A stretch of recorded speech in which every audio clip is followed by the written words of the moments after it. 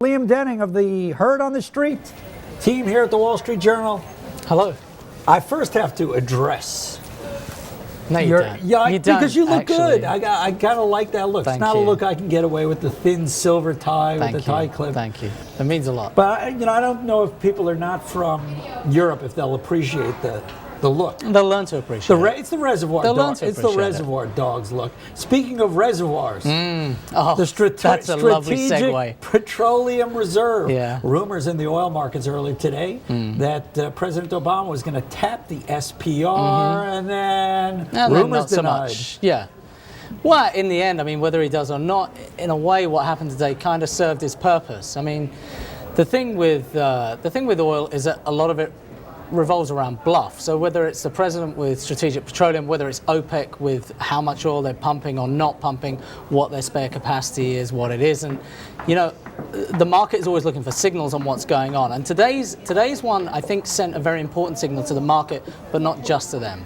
Right. So the oil was traded down. It was down like $1 or $2. It went off a couple of bucks. Went off a couple and then of bucks. came back again. But your broader point here that the oil market in general is about bluff.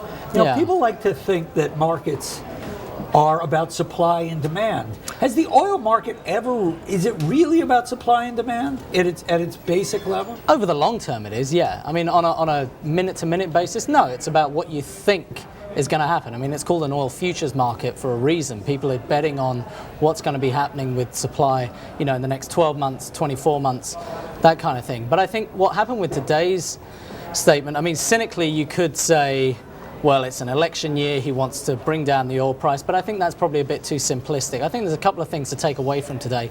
One is, we were talking about, Britain and America. Right, he was meeting with David Cameron, the British Prime Minister, at the White House. Yeah. And this is where the rumor leaked out. Talking about coordinating a release. Now, if you think about it, last year when there was a release, it was done under the auspices of the International Energy Agency.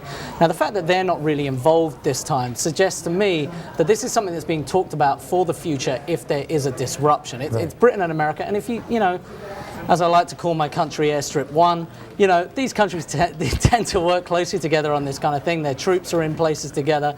They coordinate the foreign policy, coordinate many other things. Airstrip, that's the first time I've heard that. 1984? Yeah. I think it's pretty clever. It's funny.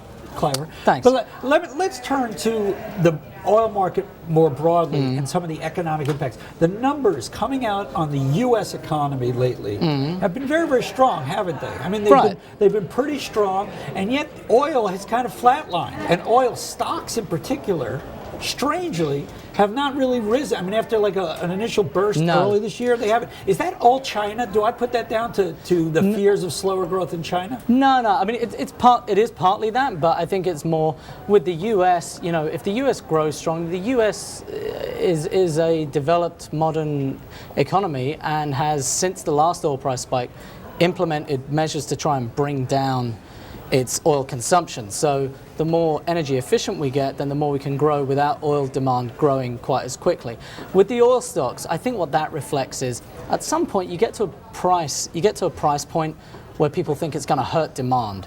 And so when you're getting close to that, people will no longer give the oil major stocks the benefit of the doubt. They will say, because remember, they're discounting the future, so they're going to say, well, we're at this level, but that's going to hit demand, then it's going to come down. That'll hit the profitability. Right. I think the other thing to take away from today is that I think the big audience for this leak or whatever it was Tehran, actually. Right. It was basically saying, look, we're lining up our ducks in case we have to go in. Right. I mean, we're going to line up the allies. We're going to make sure everybody gets on board. So if there's any disruption to oil, don't bet on us, our concerns about because Tehran oil. is bluffing over how close it is to a nuclear weapon, whether it'll disrupt supplies through the Straits of Hormuz. America and Britain are coming back with, well, you know what, we're implementing sanctions, and we're getting ready for what we see as a tighter regime further down the road. So I think it's part of that game. Liam Denning, Herd on the Street. You told me oil wasn't going to go much above 90. Yeah, well. That's what you told me a while ago. Thanks, Steve. But we're going to come back on that. Liam Denning, Herd on the Street.